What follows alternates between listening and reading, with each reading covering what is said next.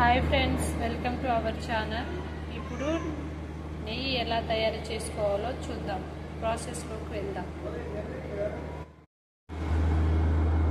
ఇప్పుడు మనం నెయ్యి ఎలా తయారు చేసుకోవాలో చూద్దాం. ఇది పెరుగు అండి. పెరుగు మీద ఉన్న ఇవి మీగడ. ఈ మీగడను తీసుకొని నేను స్టోర్ చేసుకుంటా అండి. చూడండి, పెరుగు కూడా ఎంత గడ్డగా ఉందో చూడండి. పైన మీగడ తీసేయాలండి.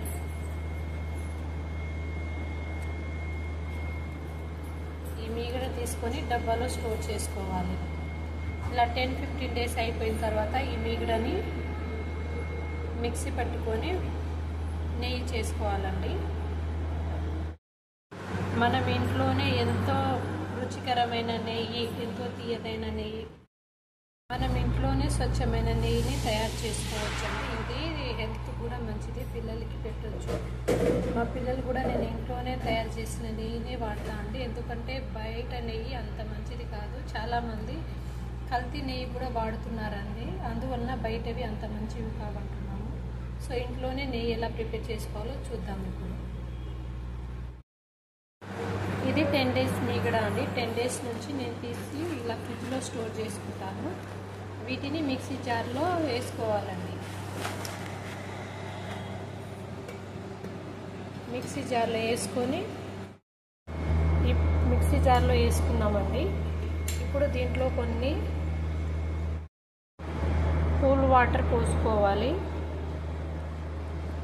కూల్ వాటర్ పోసుకొని మిక్సీ పట్టుకోవాలండి. మిక్సీ పట్టేసుకున్నప్పుడు మనకు మీగడ అనేది ఇలా వస్తుందండి. చూడండి, కింద వాటర్ మొత్తం ఉండిపోతుంది, పైన మీగడ ఇలా వస్తుందండి. మీగడ ఇట్లా ఫామ్ అవుతుంది చూడండి.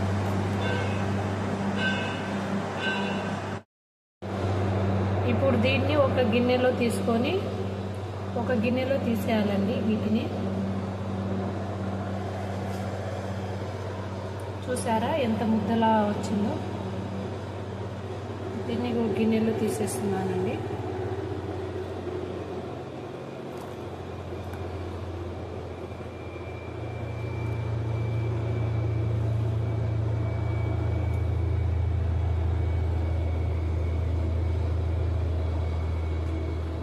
చూడండి, దీన్ని మనం ఫేస్ కూడా అప్లై చేసుకోవచ్చండి. పింపుల్స్ ఉన్న ఏవైనా చిన్న చిన్న చెమటకాయలు ఉన్నా అవి కూడా పోతాయి. ఇప్పుడు వీటిని వాష్ చేసుకోవాలండి. 3-4 టైమ్స్ వాష్ చేసుకోవాలి. ఎందుకంటే మనం స్టోర్ చేసాం కదా 10 డేస్ కాబట్టి కొంచెం స్మెల్ అనేది ఉంటుంది. స్మెల్ ఉండకుండా ఉండాలంటే వాష్ చేసుకోవాలి. 4-5 టైమ్స్ వాష్ చేసుకోవాలండి. ఇలా వాష్ చేసుకోవాలండి. ఇలా మొత్తం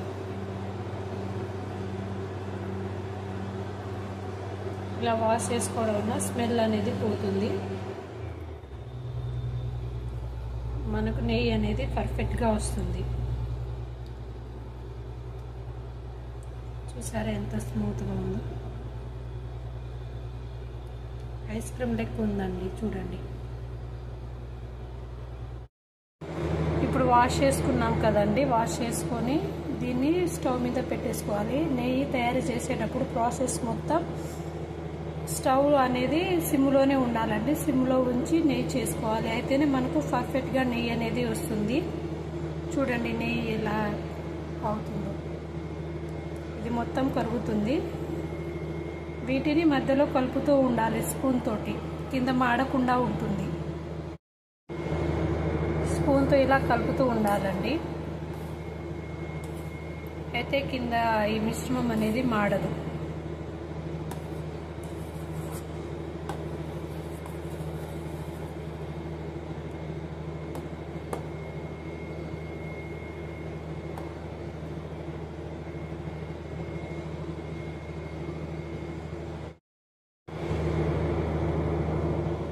చూసారా ఎలా ఉందో. ఇంకా నెయ్యి కాలేదండి, కొంచెం టైం పడుతుంది.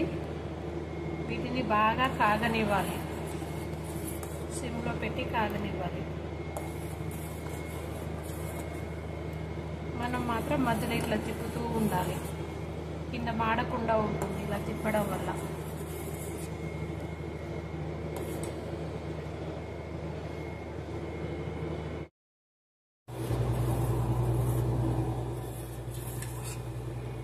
చూడండి.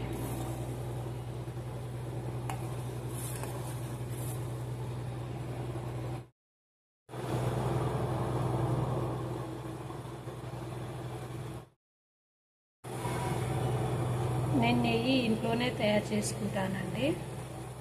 ఈ నెయ్యి నేను బగారా రైస్లో, సేమియాలో, పాయసంలో, స్వీట్ చేసేటప్పుడు స్వీట్లో వేసుకుంటాను. ఇక పప్పు వండినప్పుడు పప్పులో వేసుకొని తినడానికి అట్లా యూజ్ చేసుకుంటామండి.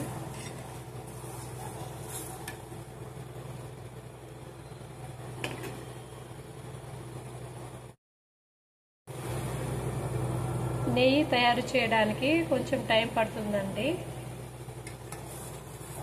ప్రాసెస్ కూడా జర పెద్దగానే ఉంటుంది. పెద్దగా అంటే ఏం లేదు, సింపులే, కాకపోతే టైం ఎక్కువ పడుతుంది మొత్తం చేయాలంటే. ఇంకా ఇది నెయ్యి కాలే, ఇంకా కొంచెం టైం పడుతుంది మనకు.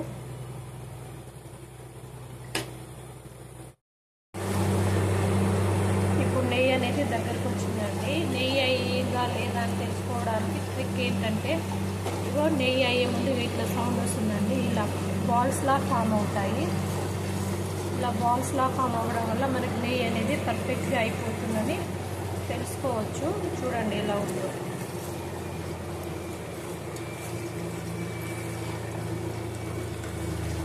మనం ఇలా ఇంట్లోనే పర్ఫెక్ట్గా నెయ్యి అనేది తయారు చేసుకోవచ్చండి. ఇప్పుడు నెయ్యి అనేది రెడీ అయిపోయింది. చూసారా ఎలా ఉందో. ఎంతైనా ఇంట్లో చేసుకునే తినే తృప్తి ఏడ. ఇప్పుడు మనకు నెయ్యి అయ్యిందా లేదా తెలుసుకోవాలంటే ఇగో ఇలా బాల్స్లా ఫామ్ అవుతుందండి. ఇప్పుడు నెయ్యి అనేది మనకు పర్ఫెక్ట్గా అయినట్టే. చూసారా ఎలా అయిందో. నెయ్యి ఇంట్లోనే చేసుకోవచ్చు. చూడండి ఎంత మంచిగా ఉందో.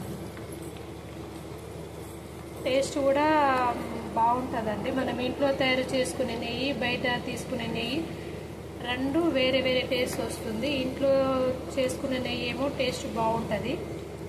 చూడండి ఇప్పుడు మనకు నెయ్యి అనేది తయారైంది. ఇప్పుడు స్టవ్ ఆఫ్ చేసుకొని దీంట్లో కొన్ని మెంతులు వేసుకోవాలి ఫ్లేవర్ కోసం. కొన్ని మెంతులు వేసుకొని చల్లారిన తర్వాత ఏవైనా డబ్బాలో స్టోర్ చేసుకోవాలండి.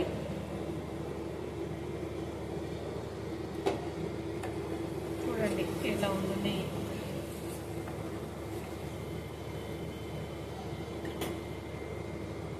Please like, share and subscribe for my YouTube channel.